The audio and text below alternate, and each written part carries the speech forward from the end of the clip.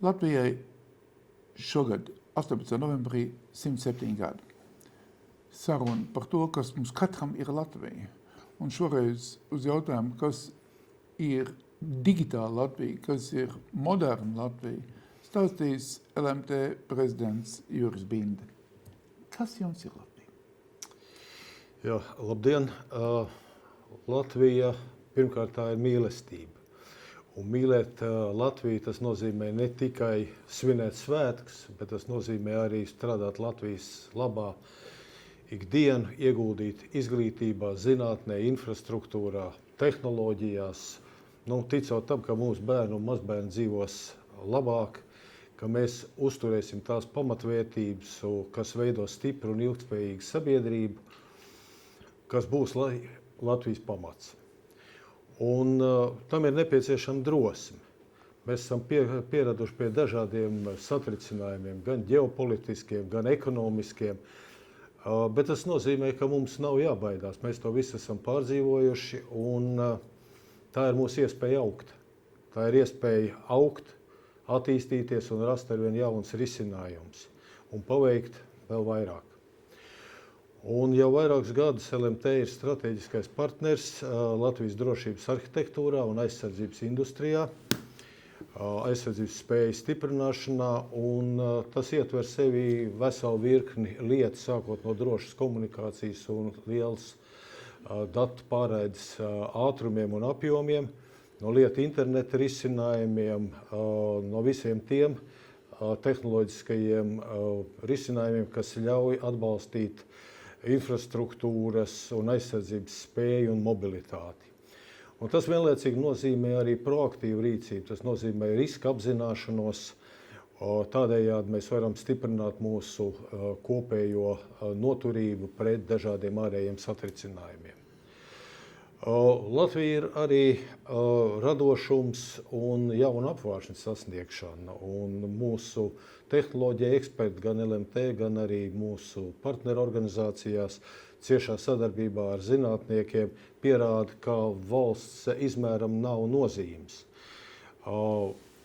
Valsts iedzīvotāji var radīt ļoti sekmīgus un inovatīvus produktus arī tad, ja ir skaidra vīzija par mērķiem un uzdevumiem. Un to apliecina, piemēram, Latvijas sasnieguma inovācijās, kā piemēram mēs esam ieguvuši prestīžo starptautisko ostu asociācijas balvu, kuru fināla taisnē izcīnījām asā konkurencē ar Monreāls un Abu Dabi ostām, un tas nozīmē, ka šis 5G risinājums ostām ir konkurētspējīgs pasaules mērogā. Ja mēs runājam arī par citām inovācijām, tad vēl pirms dažiem gadiem tādas termini kā lieta internets, kā droni, kā viedās 5G tehnoloģijas, tas izklausījās pēc zinātniskās fantastikas. Šodien visi šie risinājumi ir realitāte, tie kļuvuši ir lielā mērā par ikdienu.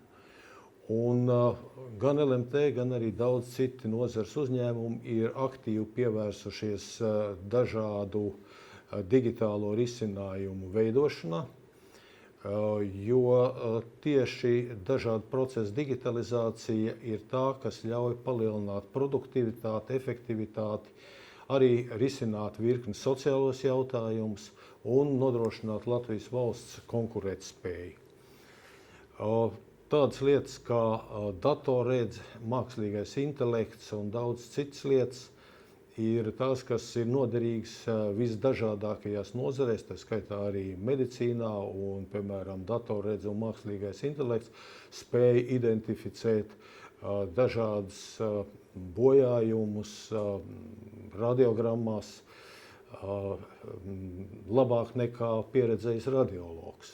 Esmu pārliecināts par to. Jā, un tomēr ir ļoti daudz gadījumu, kad spēj identificēt ļoti sīkus veidojumus, kurus cilvēka acis nespēja saskatīt.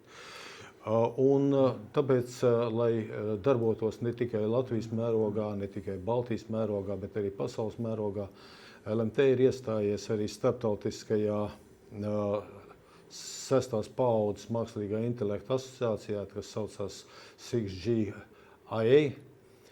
Un šī asociācija apvieno virkni dažādu telekomunikāciju, tehnoloģiju uzņēmumu, arī, kas saistās gan ar 5. paaudzes, gan 6. paaudzes tehnoloģiju veidošanu. Un te ir ļoti plašs pētījumu spektrs, gan jūras aizsardzība, dronu vadības sistēmas, lietu interneta, viedo pilsētu pārvaldībai, autonomo transporta līdzekļu, transporta monitoringa sistēmās un daudzās citās lietās. Latvija varbūt nav liela valsts, bet 1911. gadā Rainis Lugā, Induls un Ārī rakstīja, ka mēs mazi cilts, bet būsim lieli tik, cik mūsu grib. Un Latvijai milzīga priekšrocība ir tieši šis relatīvi nelielais izmērs, jo mums ir ļoti ātri un viegli izveidot dažādas sadarbības saites, jo daži cilvēki ar vienādām interesēm bieži vien atrodas viena telefona zvana attālumā.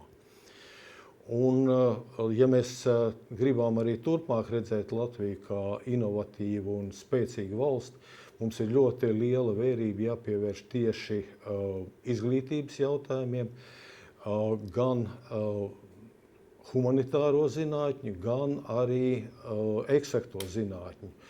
Un bieži vien pie mums mēdz pretstatīt humanitārās un eksaktās zinātnes, sevišķi tas raksturīgs humanitāro zinātņu pārstāvjiem, ka jūs jau runājat tikai par inženieriem. Patiesībā šīs jaunais koncepts, kas saucās STEAM, ietver sevi ne tikai zinātni, tehnoloģijas un matemātiku, bet tas ietver arī šo burtu A, kas nozīmē angliski arts, un tas ir radošums, jo inženieri, sevišķi šobrīd, kad mēs runājam par mākslīgo intelektu, bez ētiskām kategorijām, principā nevar radīt tādu produktu, kas neapdraudētu cilvēku tuvākā vai tālākā nākotnē. Mēs ļoti ceram, ka Latvija attīstīsies kā valsts, kur valdīs tāda kārtība, kādu mēs paši radīsim. Un kā sabiedrība, kas prasīs izmantot tehnoloģijas, jo, ja mēs salīdzinām, piemēram, tehnoloģiju attīstību un sabiedrības attīstību, tad šīs divas līknes laik pa laikam krustojās. Un tajā brīdī, kad sabiedrība ir apguvusi šo tehnoloģiju saprātīgu pielietojumu, parādās būtisks sabiedrības labklājības pieaugums. Bez tam, protams, atkal tehnoloģijas iziet uz jaunu līmeni un paiet zināms laiks, kamēr sabiedrība pielāgojas. Un Latvija ir ļoti labās pozīcijās, jo, piemēram, pēc starptautiskās datu analīzes kompānijas Deficient datiem pagājušā gada pirmajā pusgadā LMT klienti pēc interneta datu patēriņa ieņēma 6. vietu pasaulē un 4. vietu Eiropā. Tātad galvenais mūsu uzdevums ir visiem kopā mūsu sabiedrībai veidot izpratni par sociālo attīstību, par tehnoloģijām, par šo tehnoloģiju pielietošanu. Un Latvija lielā mērā ir atkarīga no mūsu katra paša spējas sapņot, uzdrošināties un šos savus sapņus realizēt. Un no tā ir atkarīgs tas, cik bagātā zemē mēs dzīvosim, kā dzīvos mūsu bērni un mazbērni un nākamās paaudzes. Un šeit es gribētu atgādināt latviešu strēlnieka un aktiera Evalda Valtera vārdus Latvijas Tautas frontes pirmajā kongresā 1988. gadā. Man pieder tēva zeme ar visām atmatām. Man pašam kungam būt, man pašam arājam.